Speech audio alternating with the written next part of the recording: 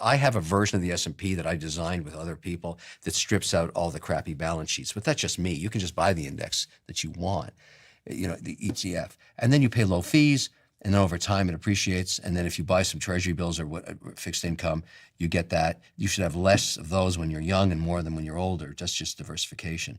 But you know, the best test I do with my kids' friends too, go into a closet, go into your closet and look at how much shit you have you don't wear.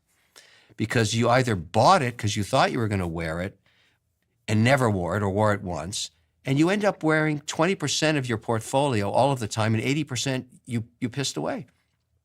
I mean, that's really stupid.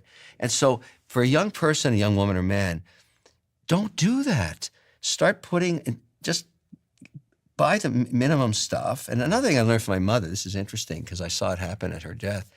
She, would buy 2 Chanel jackets a year, really expensive Chanel jackets, handmade Chanel jackets.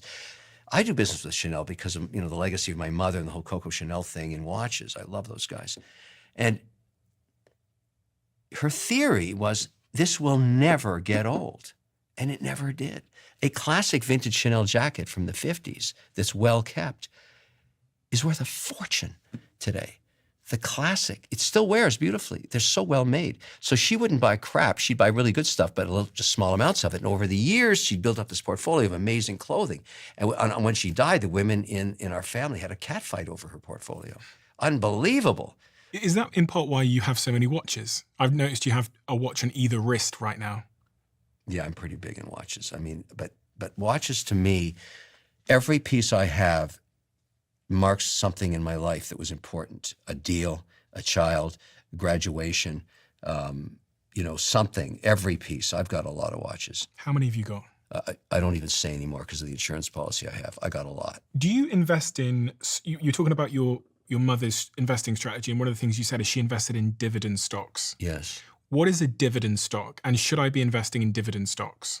Yeah, I mean, a company, if it's profitable and it's operating and its business plan is working and it's growing market share, at some point says, I'm going to distribute some of the success of our profits to our shareholders. That's a dividend. And so they send that cash to you, and you can either redeploy it in other ways or live off it or whatever.